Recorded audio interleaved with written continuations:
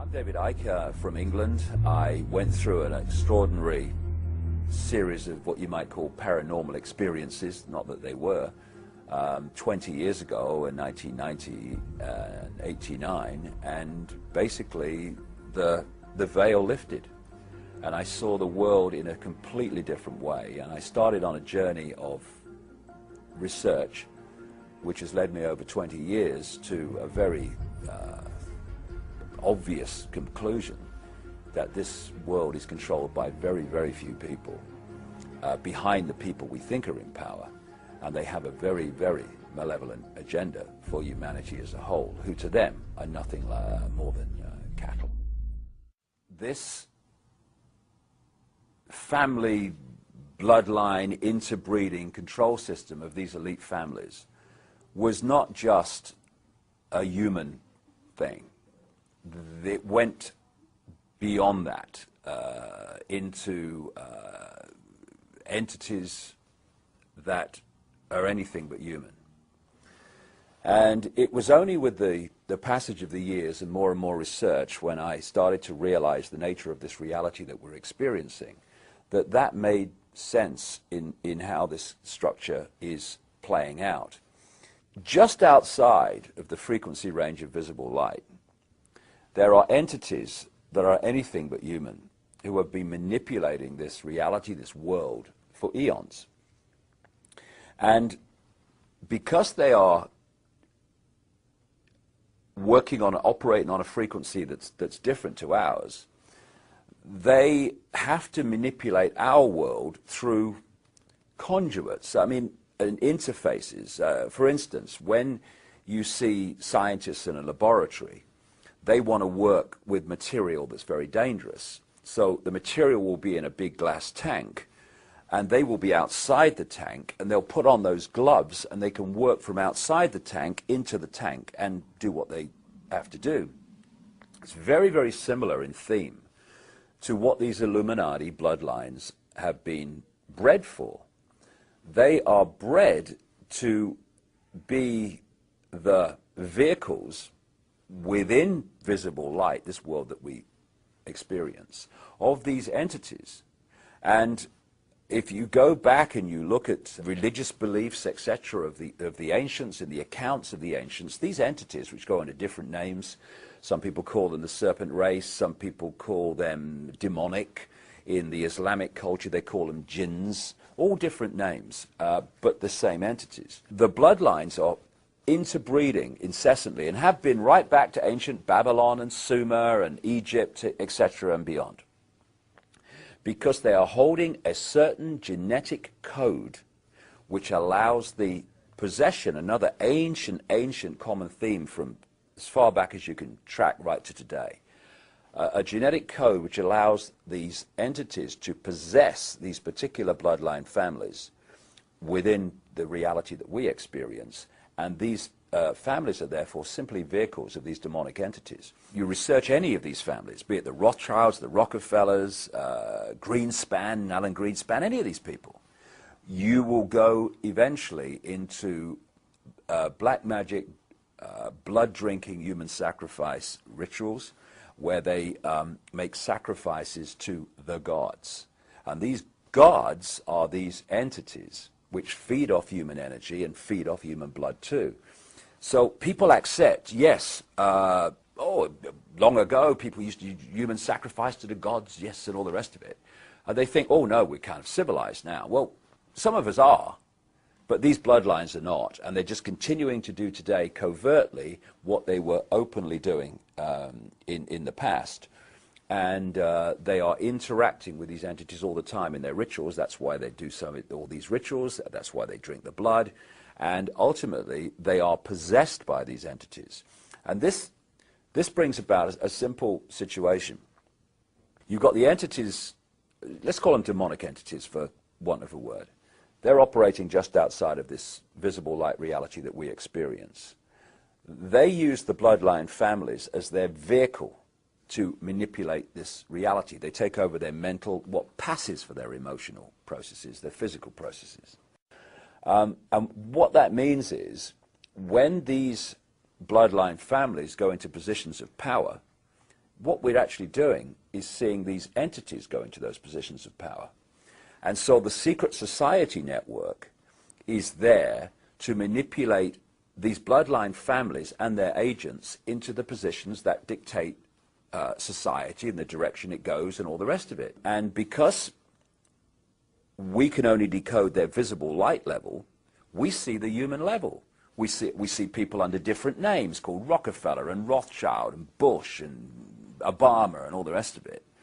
But if we could see beyond visible light just a little bit, and some people can, you would see overshadowing these people anything but a human entity. And it's these entities that have passed through what we call history, and they have been the cement, the guiding force that has brought this conspiracy through to the present day. Because people have asked me in the past, quite rightly, I understand it, why would someone give their life to this conspiracy, this global takeover, in 1500 or 1650 or 1820, when they knew they were never going to be around to actually see it happen, which is what they're trying to do now, playing the cards they're playing now? The answer to that is they were just vehicles. These entities are the common force passing through history, which has led this conspiracy to where it is today. What the system has done is to keep from us the nature of the reality we're experiencing and the nature of who we are in life itself. And in doing so, it has kept us completely in the dark about what's actually happening around us. The knowledge that's passed across the top levels of the secret society network through these bloodline families, the most important part of that knowledge is the knowledge of reality itself. For instance, we think as we look around here that we're seeing everything that exists within this room. But in fact, we're only seeing a frequency range, a very tiny one, called visible light. Anything outside of that, we can't decode, therefore we can't see. But just like radio stations share the same space without interfering with each other, so other worlds, other dimensions, other realms of reality, if you like, share the same space without interfering with each other. However, just as with radio, if you've got two stations that are very close on the dial, then one will be the dominant one, but another one, you'll get what we call interference from it. It's the same with these various realities that share the same space. It's what mainstream science calls parallel universes. But you know that if you have a radio in your living room and it's you have all frequencies in your living room, BBC, Radio Moscow, ABC, but your radio is tuned to one frequency. You're decoherent from all the other frequencies. You're only coherent with one frequency. Right. We now believe that the universe is vibrating and that there are vibrations of different universes right in this room. There are the universes of dinosaurs because the comet didn't hit 65 million years ago. They're the wave function of aliens from outer space looking at the rubble of an Earth that already was destroyed, all in your living room, except we have decohered from them. We're no longer in tune with them. We don't vibrate with them. Therefore, our universe is tuned to one frequency, right. Our universe. But it means that probably there are other parallel universes in your living room. And believe it or not, this is called modern physics.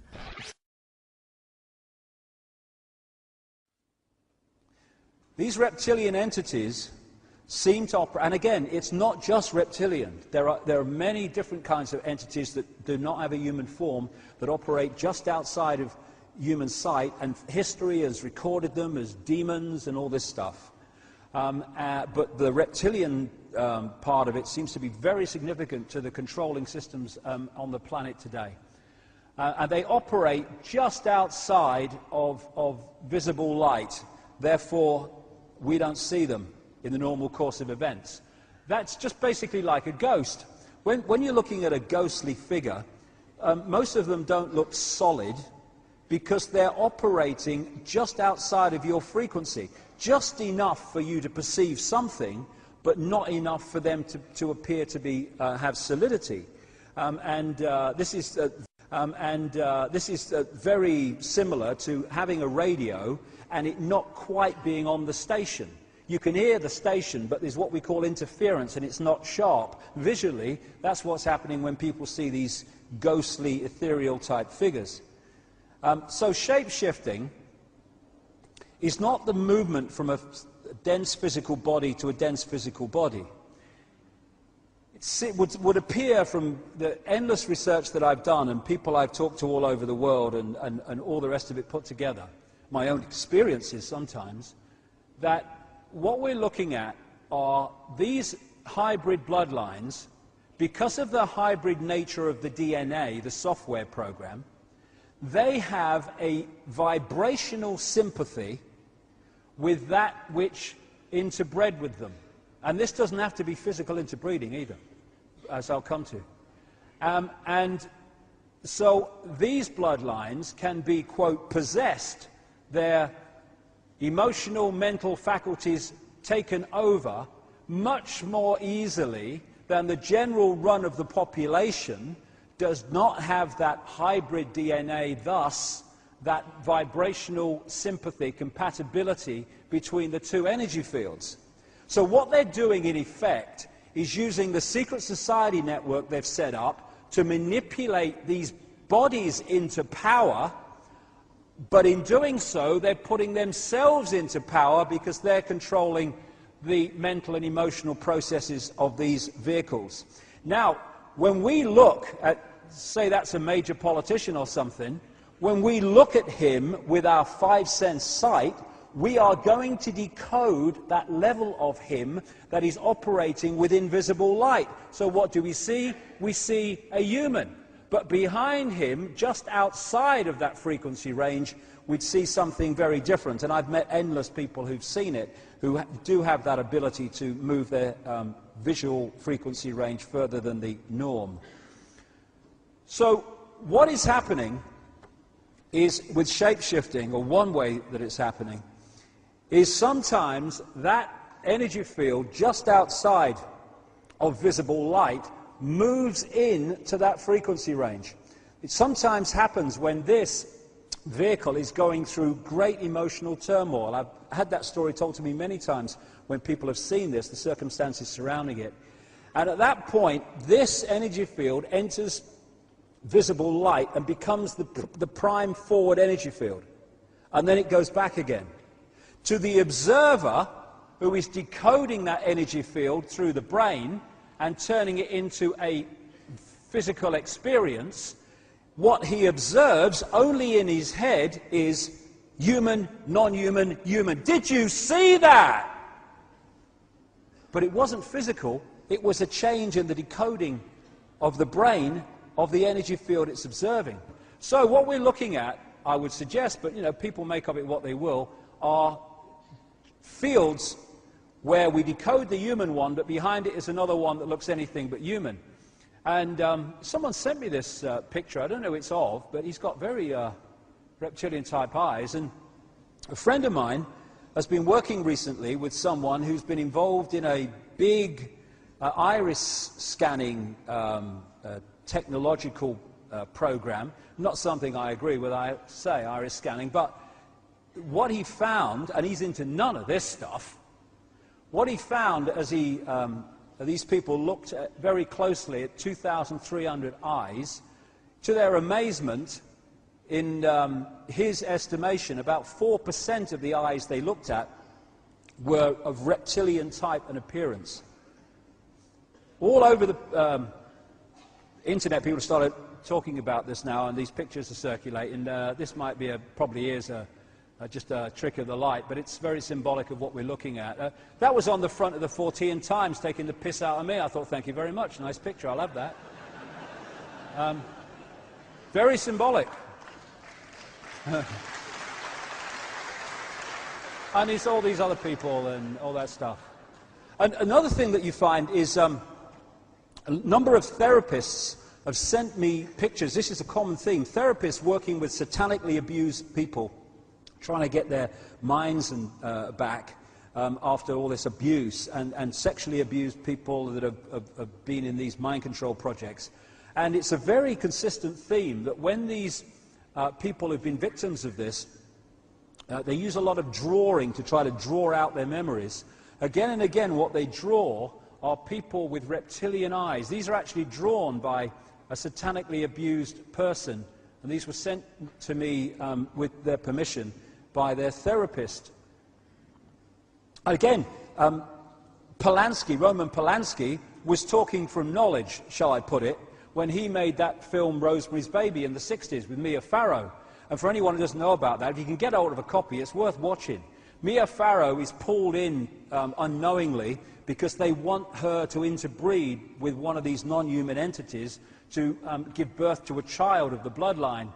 And this satanic group get hold of her and they put her under mind control and they, you know, impregnate her and stuff. And towards the end of the film, when she starts to realize what's going on, she goes into this apartment where it all went on, and memories start to come back, and she sees the baby she gave birth to in a non-conscious state, and you have a quick flash of it in the movie, and it's a reptilian baby with reptilian eyes. Well, Polanski should know, let's put it that way. All the way through history, you have this theme of possession and of fighting the snake or fighting the dragon and all the rest of it. That's the theme I'm talking about, and it's the software hybrid bloodline, which has led to hybrid people, possessed people, being in positions of power. So you look at the human level, but what's behind it?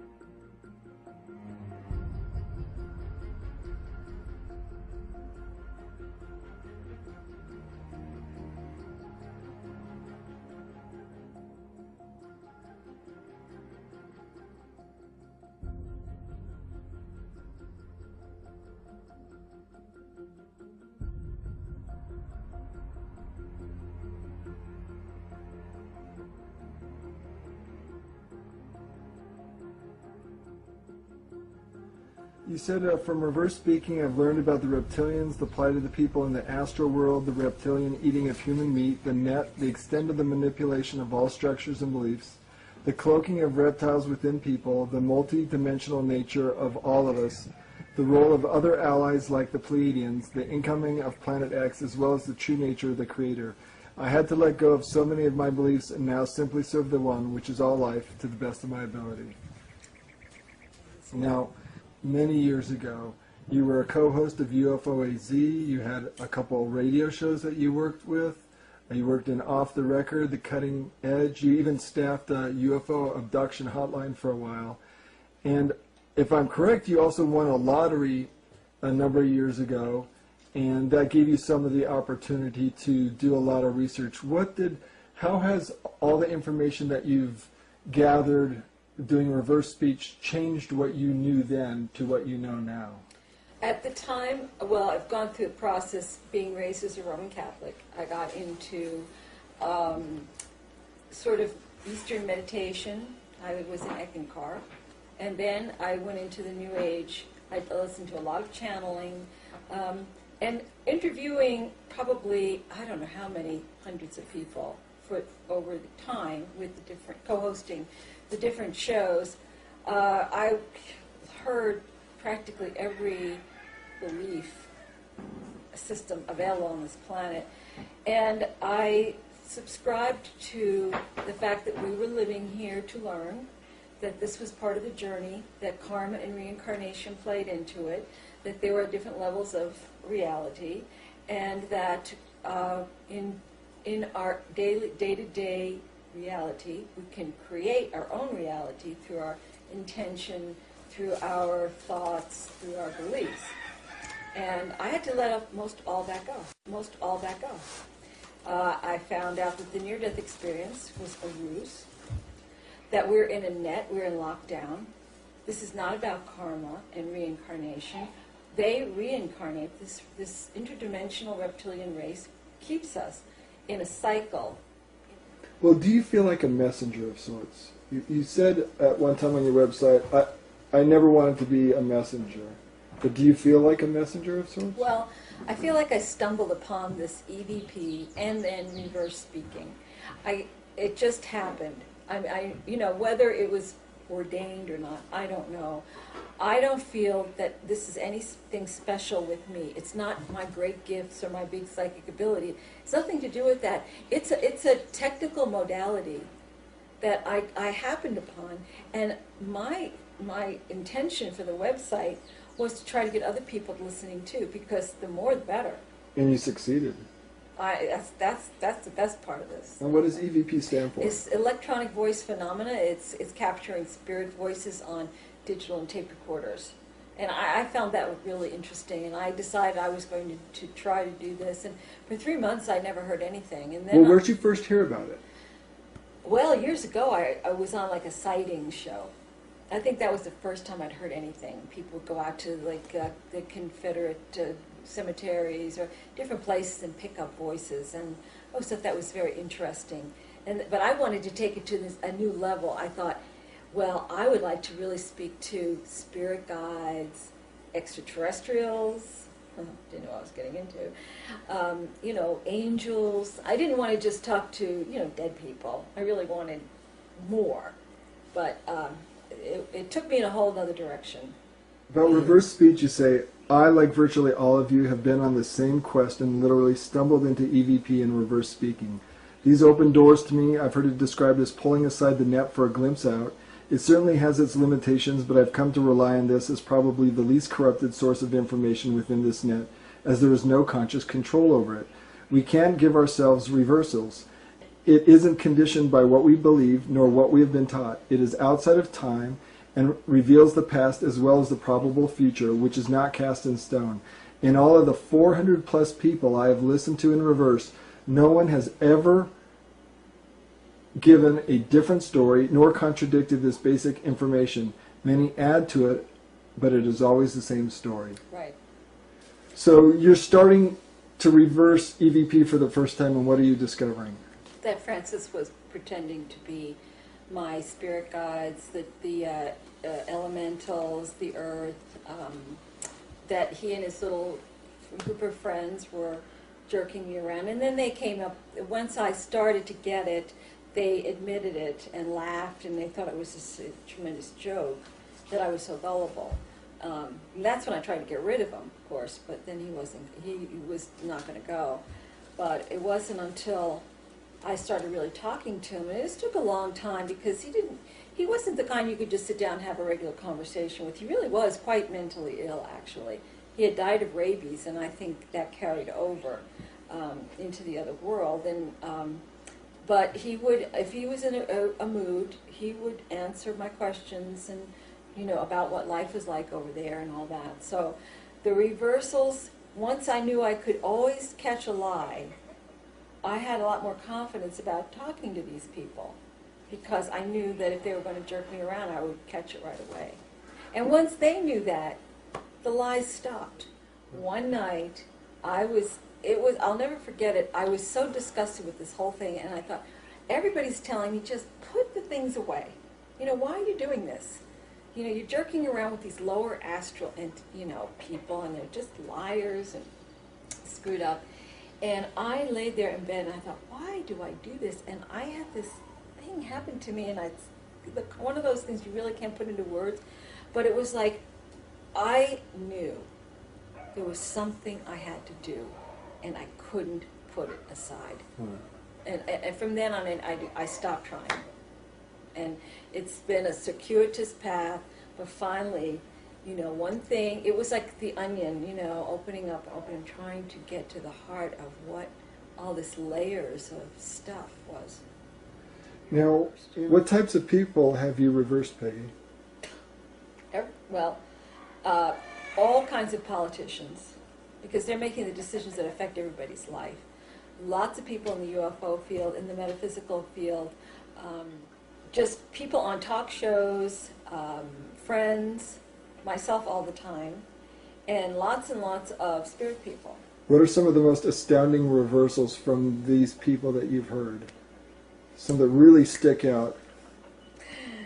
When I first heard that on the wedding of Charles and Camilla, when the Reptilian said, "Yeah, I'm a wolf pig, but who's going to believe this?" It's such a bizarre story. I have lots of them. I have reversals from Pleiadians who used my voice to communicate with me. Lots of reversals referring to the One or God, and how things are going to be so much better in the right after we get through this, what's coming up. How do you think that happens, that the mind is able to transmit this information onto an electronic media? Well, I think it's new. I think it hasn't had a chance to be corrupted as much by the Reptilians. Reptilians know our minds inside out and backwards, way more than we do. They're dreamscapers, they channel, they do, give us all kinds of visions, they dress up as angels, whatever. But this is new, and I don't think they saw the impact. They didn't see it coming. And given enough time, I guarantee you they'd corrupt it. They would find a way.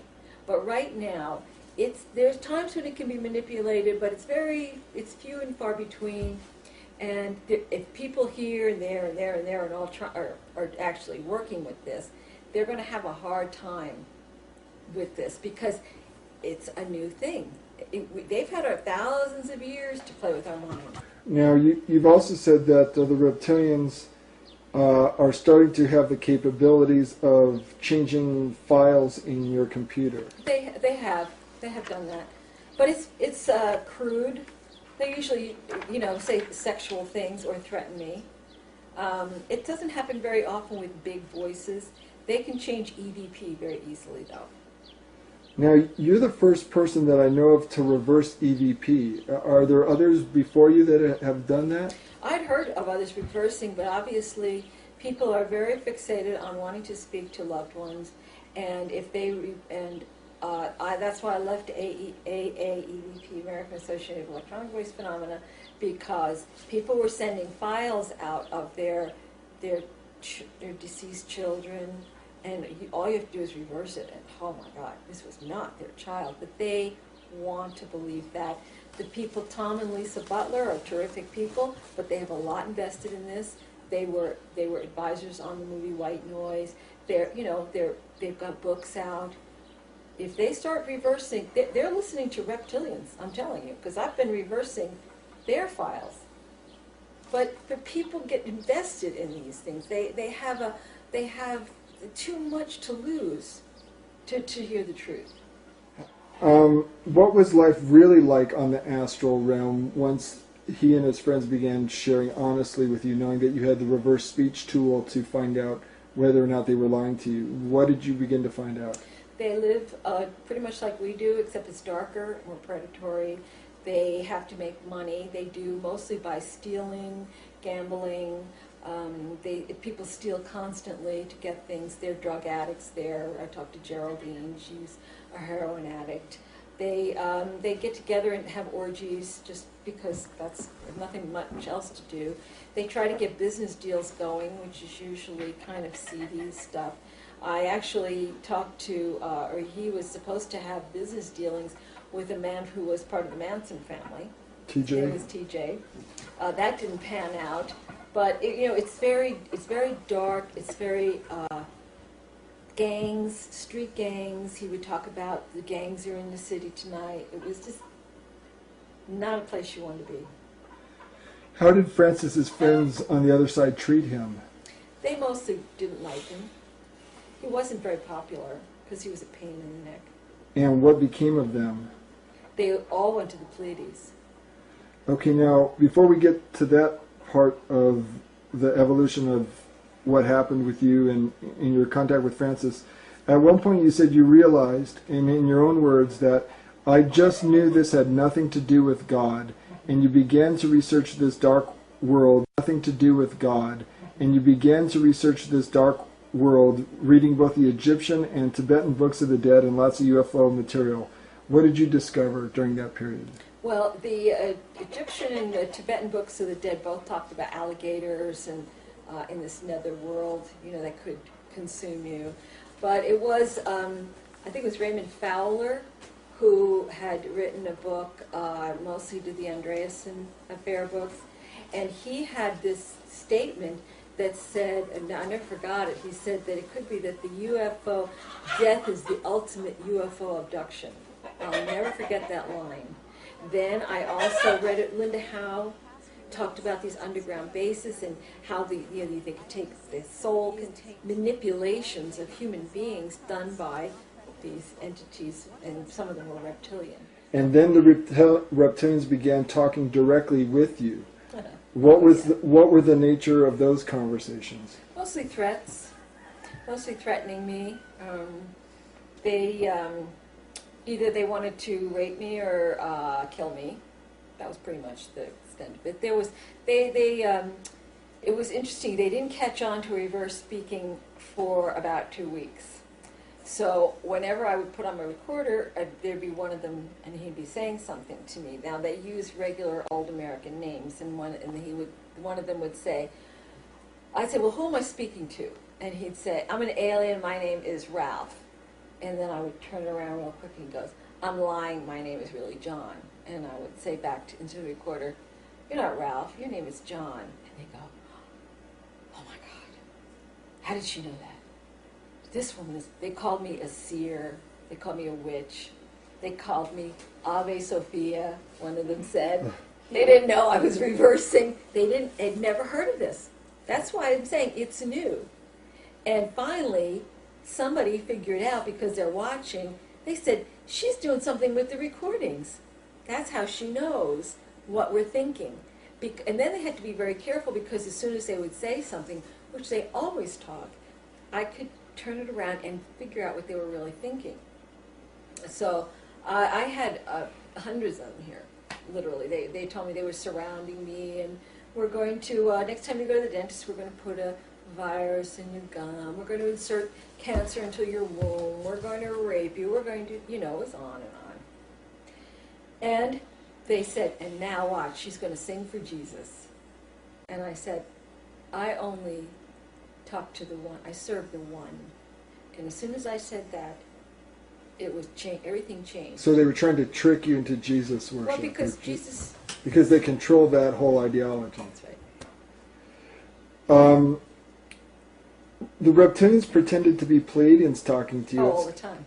But never humans. No. Oh, no.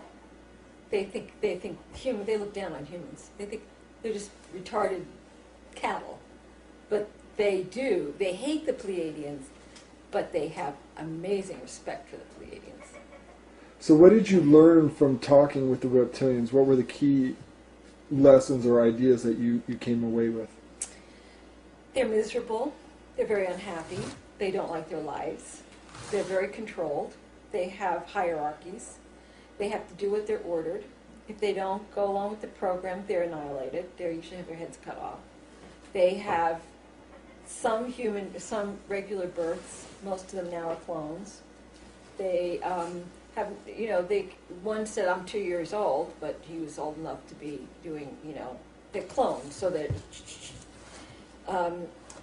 they come from Orion, and they want to go back to Orion because they know it's coming up, but they don't want to stay here. They know they're going to be killed, and they're very angry at the big shots going out on the big ship, very angry that they've been left behind. They're just considered peons. And who was Vinny?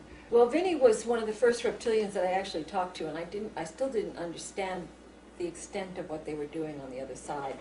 And he would talk to me, and I was just kind of excited about being able to talk to extraterrestrials. I thought, wow, you did this UFO show. We always want to talk to an alien. And he was fairly young. His father was a general. He did have a natural birth. He was in the military, in their side. He was the one who told me that there was going to be an invasion, and that the new ones coming were very vicious. He could actually be fairly amenable. I mean, he said to me, when this war is over, I'll stand by your side. We'll stand side by side. And I didn't even know what war he was talking about at the time. You know, I was really not tuned in. And then at one point, on New Year's Eve, the Pleiadians came through and said, the transport has been hijacked for an alien, and he's got all the people. And I was like, and it was Vinny. And he was saying, well, you know, we told them that, you know, the Pleiadians were going to, that we were Pleiadians. We convinced them. And they trusted you. And see, this is what happens when they trust you. So this, for you, was right around the January 2005 Yeah, that you it was got New Year's that. Eve. I was supposed to go to the New Year's Eve party.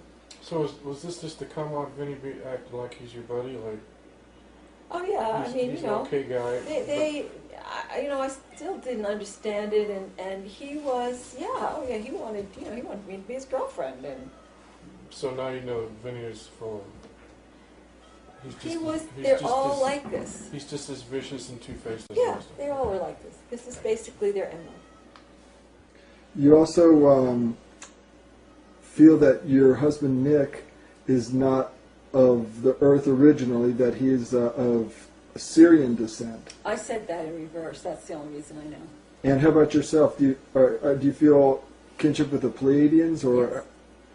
I wouldn't have. I mean, I never was into, you know, I'm special, I'm Pleiadian. I'd heard a lot of that on the TV show we had done, and I was like, you know, get a life, you know.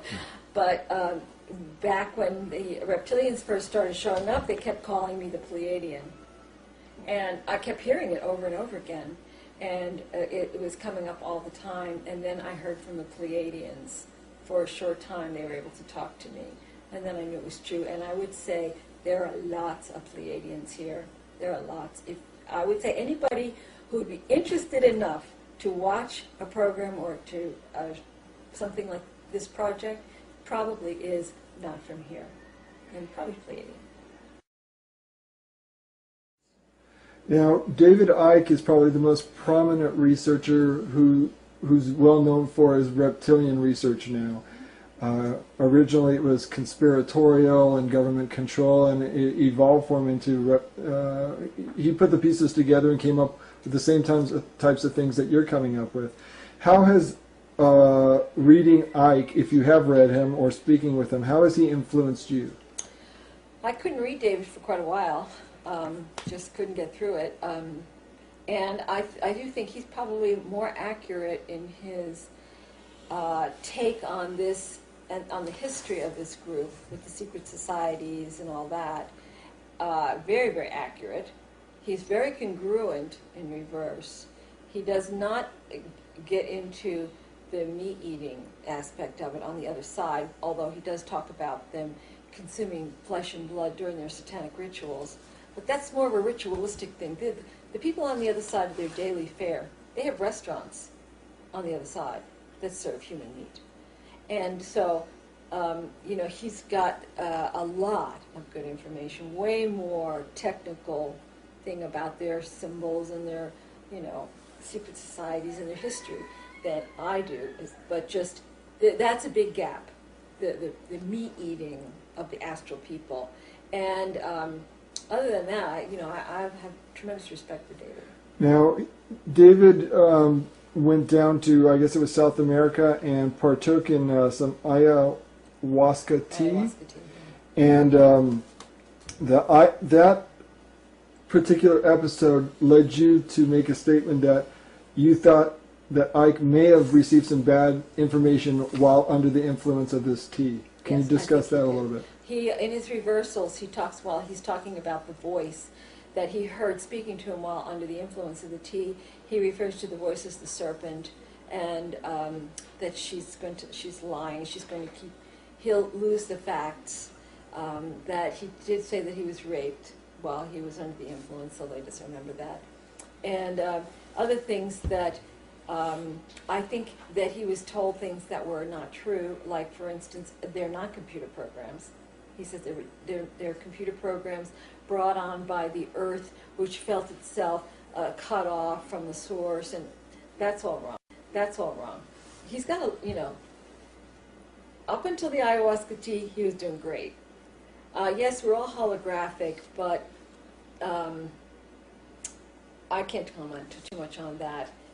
You've talked about reptilians masquerading as angels, putting on their angel costumes and putting on light being costumes. And that reptilians have engineered the near-death experiences to dupe humans, and that when spirit people die, they're actually propelled and dumped into the astral. Tell me about your take on the whole near-death and dying experience. I know that there are people who go into higher worlds. I can't talk to them. They're unavailable, but I have heard that they are, because I know I've asked about some of my loved ones, and they are in a place that's safe. They weren't grabbed and eaten. The people in the lower astral, I think, had problems in their lives, and for some reason the kids got in there too. I don't know how exactly why that happened. When they die, when I've reversed anybody talking about their near-death experience, even though it sounds wonderful in forward speech, it's all about rape, fright, abuse, being knocked around, being threatened, and then they reflect back your own spirituality. We all are very powerful and spiritual. They can manipulate the right temporal lobe and give you lights, camera, action, angels, visions. They can do, because they know our minds. So they erase the abuse, then they give you this beautiful vision, and that's what you come back with, except in your reverse speech part of the mind. That's where you remember what really happened. Now, Alex Collier talks about the reptilians being master geneticists, and initially having engineered the human race to be a slave race, a mining race for them, and that part of our DNA was taken out, and the reptilian mind, which is the reptilian complex, the R complex in the brain, being inserted there. And do you think this is the way that they're able to know the human mind and manipulate it, or do you have another take on that? I think that's pretty much right. Tell me about the masquerading as angels and light beings. Why would they do that, and how do they do that? They will scan your mind to see what you relate to. If you have a vision of angels with wings and, feminine, blonde, or whatever, they'll appear like that. If you are looking for an Eastern guru with a long beard, they'll give you what they know you would relate to.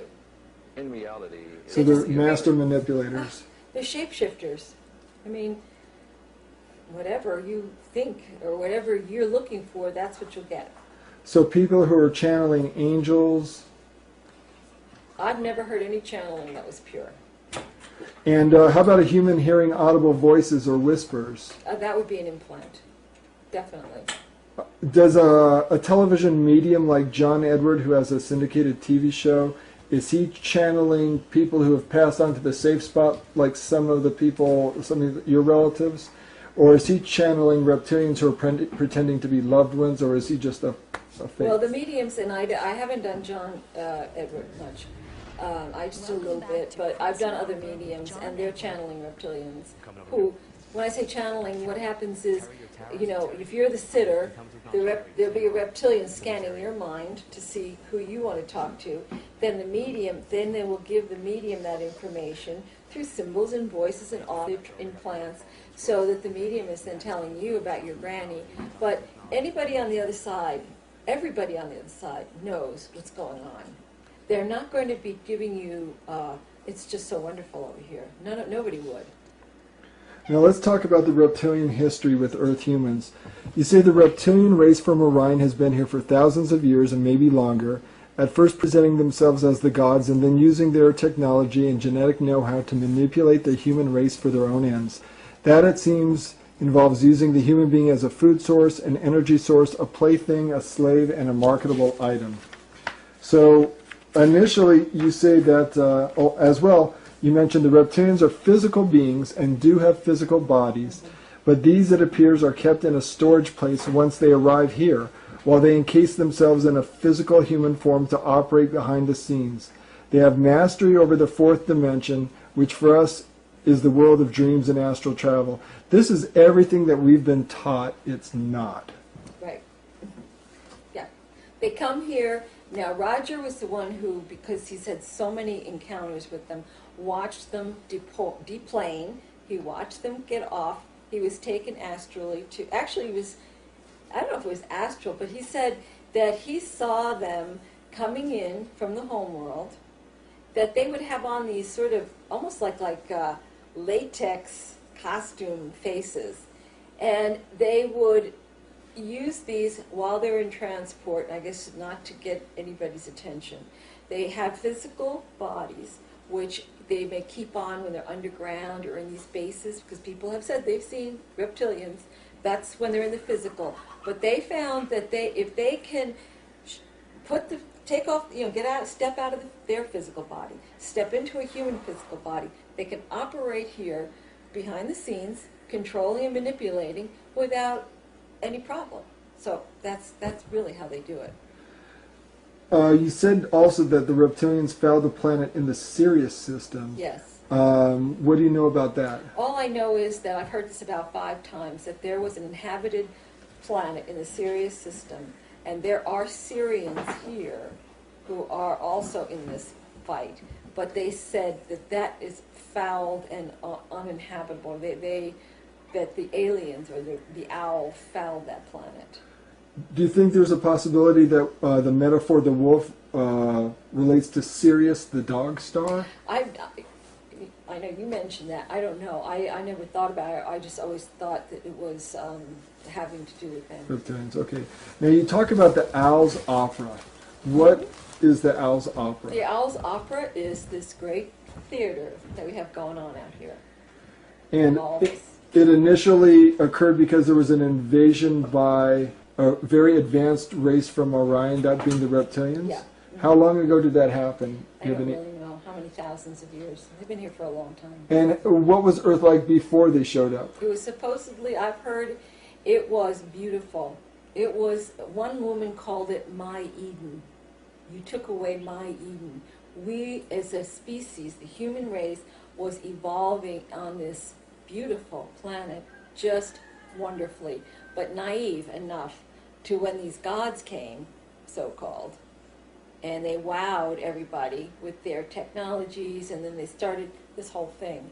So, every culture has its gods and goddesses, the Greek gods and all these different Sumerians, and I think, but it was after the last passing of the planet X with the great flood stories that are all over, that's when they decided not to come back in their own, or in a physical form.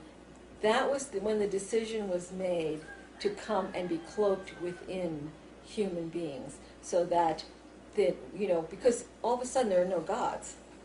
Now all of a sudden we're sort of left on our own, but we're not. That's when they decided to use the cloaking of humans. You say there were advanced reptilian geneticists that manipulated human DNA. Is that or am I confusing that with somebody else? I think that's probably true, but I don't know that. You haven't heard it in reverse speech. It's hard to get that kind of technical information. Now, tell me if you have a problem with any of these statements. Reptilians mated with human women to create bloodline families. That's probably true. Ike material.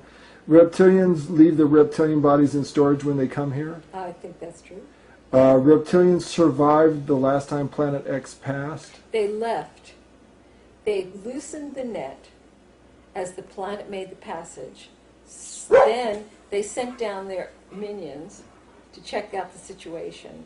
And once things settled down, they came back. That's what I heard in reverse. And the reptilians set up all the political, religious, and financial structures on Earth. Yes.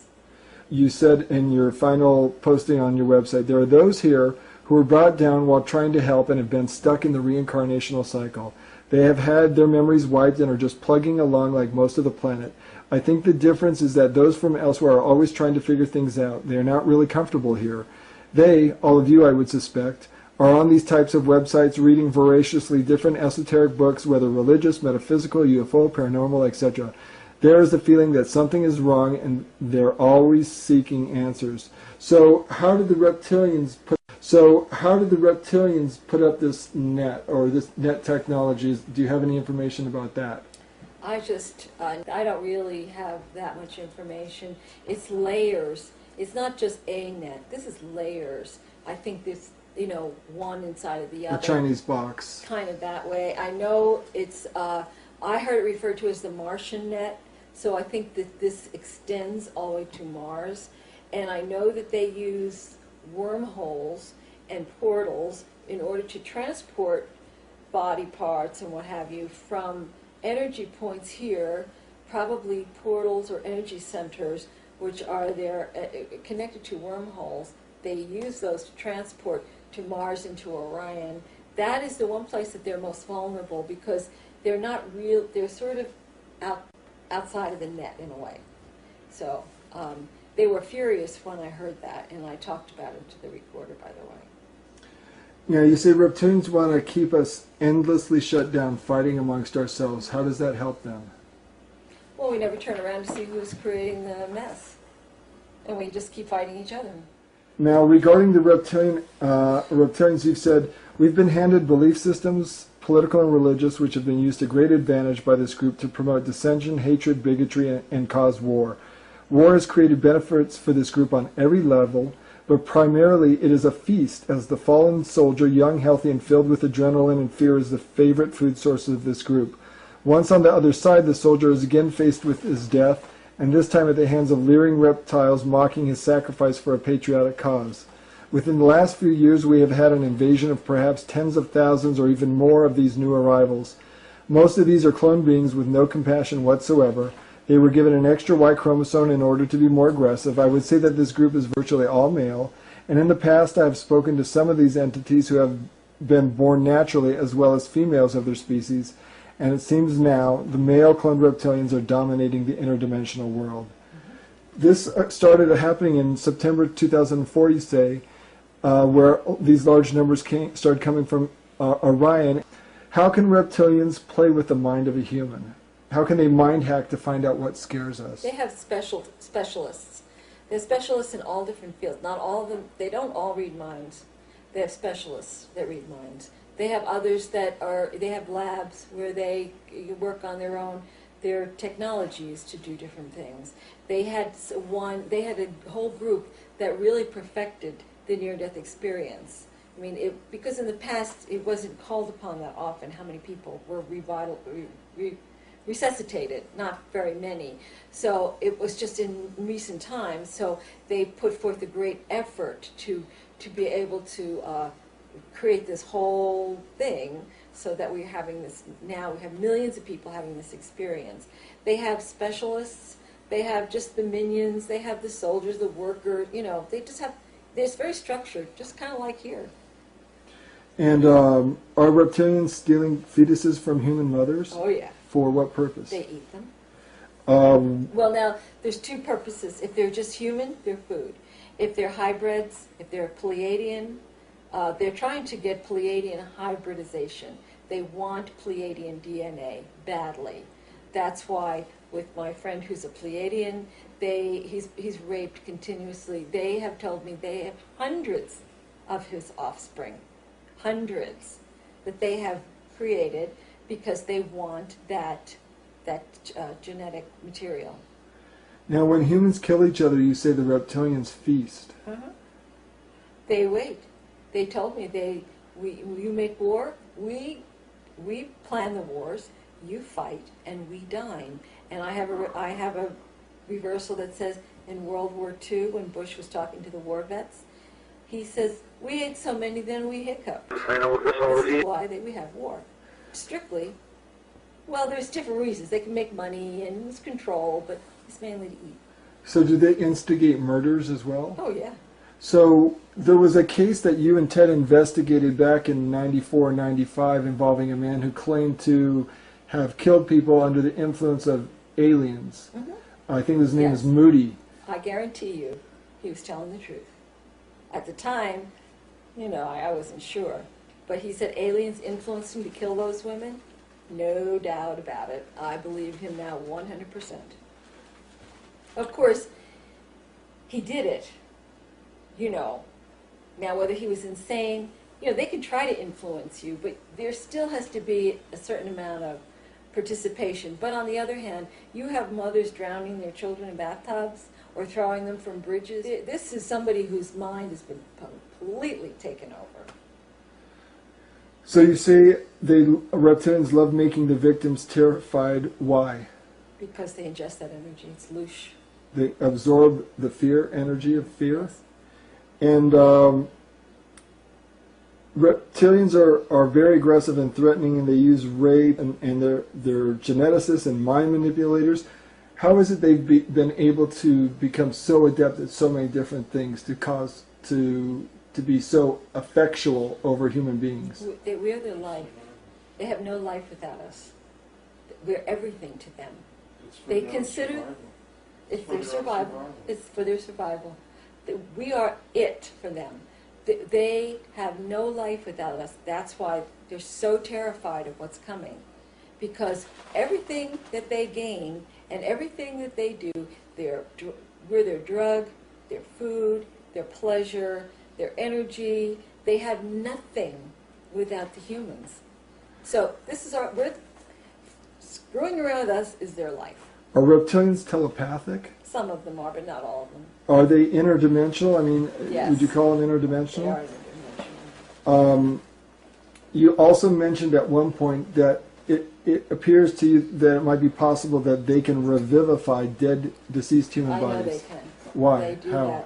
that. Because they, How do you know that? well, because I've heard them talk about it in reverse. They talk about you'll never know the body counts. Like that's why they sealed body bags of some of the soldiers.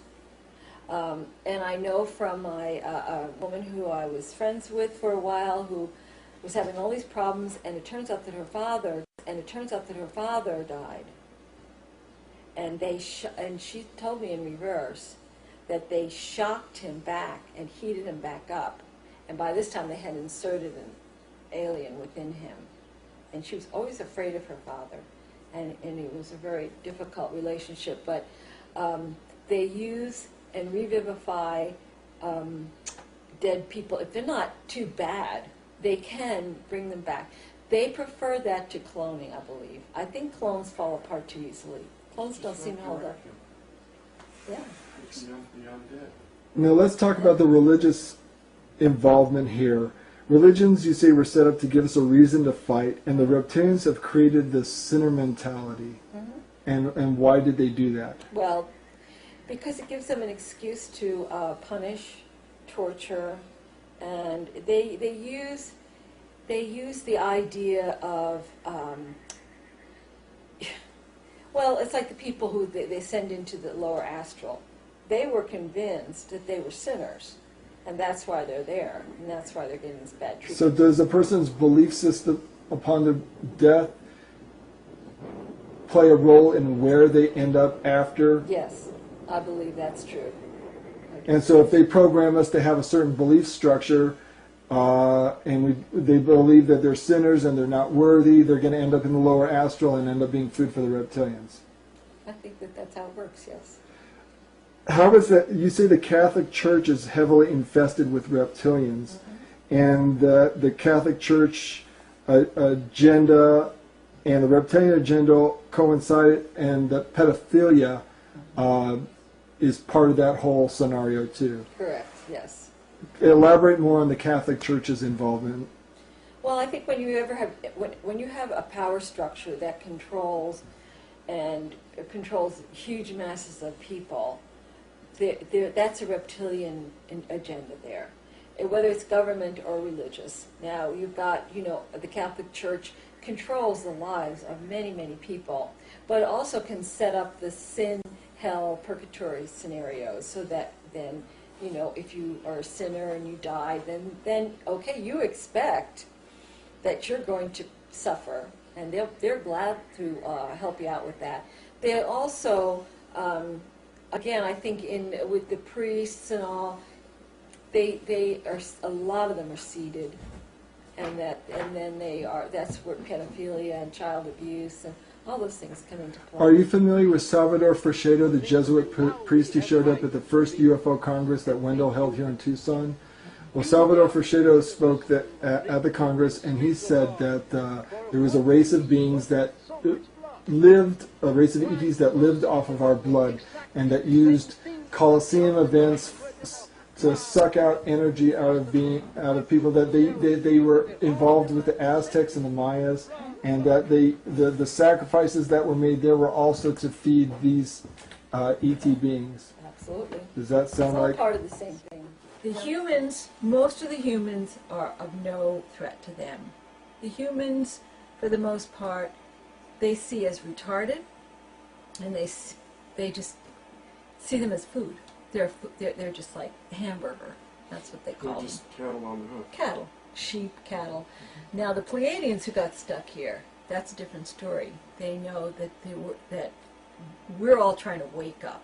We're the ones who are doing this on these websites, trying to figure things out. You know, even if they get channeled into something very religious, it's usually just always trying to question what is going on here. Whereas other people just, you know, they're at the ball game or the mall or the, you know, whatever. It's just like in the Matrix. It's just like Yes. Morpheus trying to explain Yes. the Matrix to Neo, right? It's like most people, this is a prison, and most people don't realize it, right? Yeah. But it's like there's some of us that it's like a splinter in the mind. You know that something's wrong here. Something doesn't work about this place.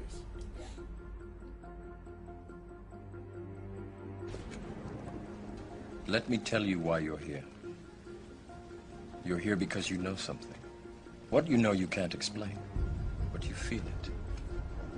You felt it your entire life, that there's something wrong in the world. You don't know what it is, but it's there, like a splinter in your mind, driving you mad. It is this feeling that has brought you to me. Do you know what I'm talking about? The Matrix. Do you want to know what it is? The Matrix is everywhere. It is all around us. Even now, in this very room. You can see it when you look out your window or when you turn on your television. You can feel it when you go to work, when you go to church, when you pay your taxes. It is the world that has been pulled over your eyes to blind you from the truth. What truth? That you are a slave, Neo.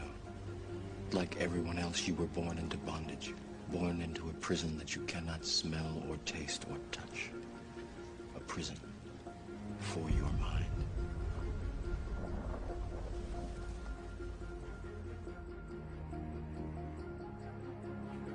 The Creator is furious with this reptilian race, which has looted, raped, and murdered, and set themselves up as God. They have claimed to be God, and most of the planet is bowing down to dragons in disguise. But this is the power of the one source. Without that great force, this world would turn into the blackest of nightmares. I have heard what this race had in store for us. Microchips, prison camps, slavery, a constant food source, while they donned their true bodies, changed our environment, and walked the earth as lords and masters.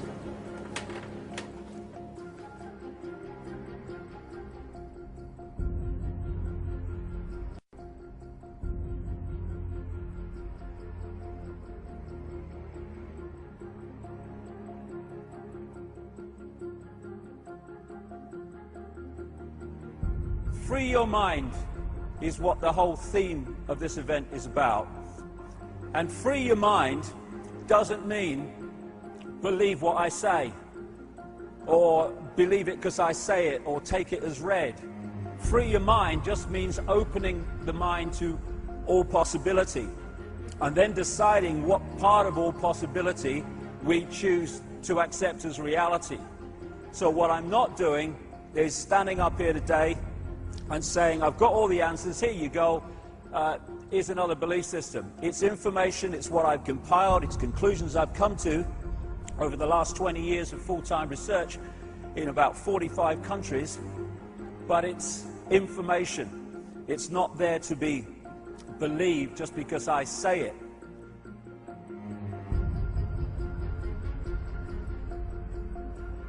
What would oneness do? That's the question. If we were in that oneness state, what would it do in this situation? Would it say, what are the consequences for me, or would it do what it believed to be right? As Martin Luther King said, cowardice asked the question, is it safe? Expediency asked the question, is it politic? Vanity asked the question, is it popular? But conscience asked the question, is it right? And there comes a time when one must take a position that is neither safe nor politic nor popular, but one must take it because it is right.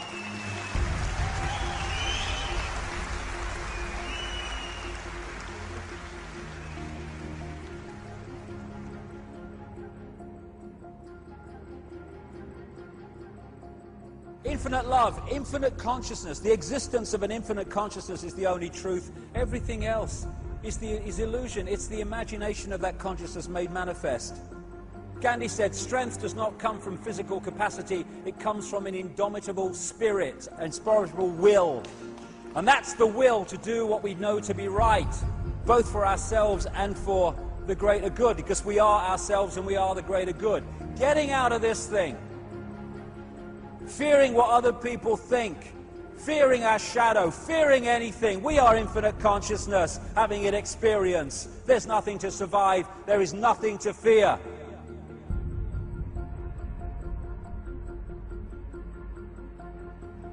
It's a wonderful time to be alive, because all these things are coming together in this point we call time, where we have the opportunity to break out of this cycle of mental and emotional imprisonment.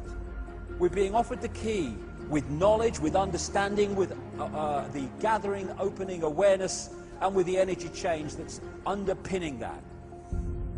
It's now a time for us to decide if we're going to take the key and turn it, with all the implications that has for the challenges in this reality, but my goodness me, the freedom of becoming and returning to the true magnitude of who we are, and leaving behind this false identity that we have been manipulated to believe is us.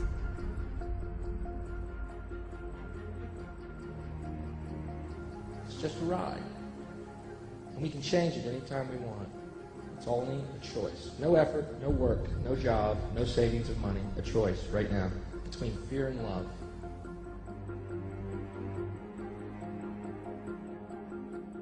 Between fear and love. Between fear and love.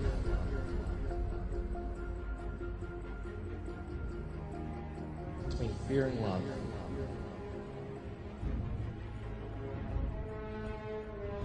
Between fear and love.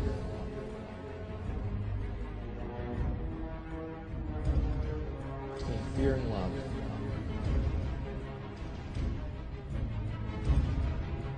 Between fear and love.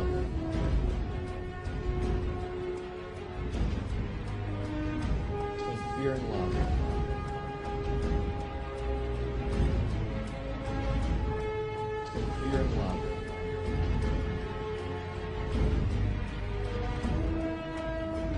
Fear and love.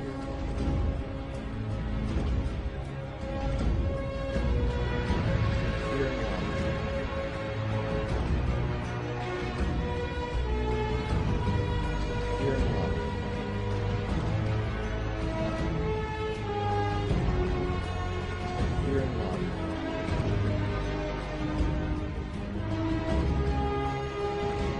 Fear and love.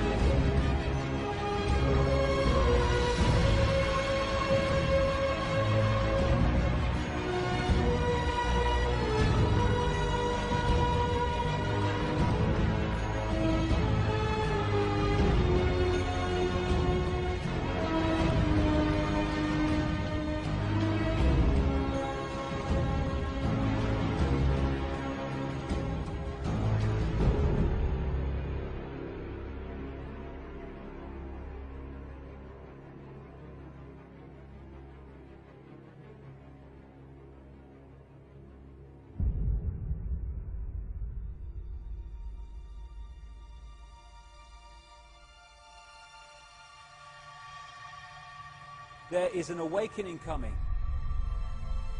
People are going to come out of the trance in effect, and it's happening now. And now as the 90s have become the new century, more and more this stuff about this shift is going on. An energy shift, which is acting like a spiritual alarm clock. And I've seen it.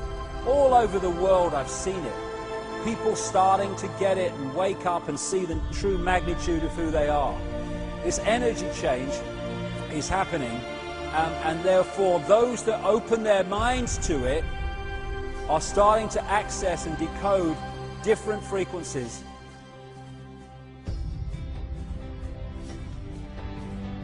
Deep in my heart, I do believe we shall overcome. Though I join hands so often with students and others behind jail bars singing it, we shall overcome. Sometimes we've had tears in our eyes when we joined together to sing it, but we still decided to sing it. We shall overcome. Oh, before this victory's won, some will have to get thrown in jail some more, but we shall overcome. Don't worry about us. Before the victory's won, some of us will lose jobs, but we shall overcome. Before the victory's won, even some will have to face physical death. Physical death is the price that some must pay.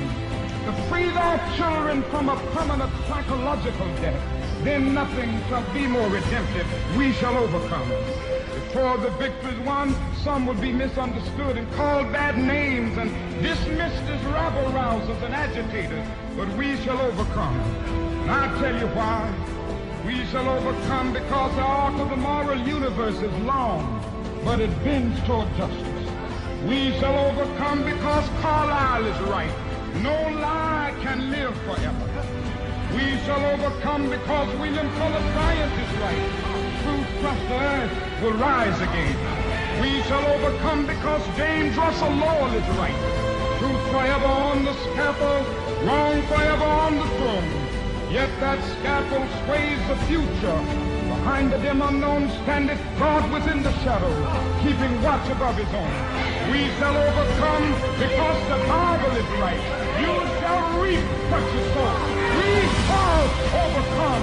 Deep in my heart, I do believe we shall overcome. With this faith, we will go out and adjourn the councils of despair and bring new light into the dark chambers of pessimism.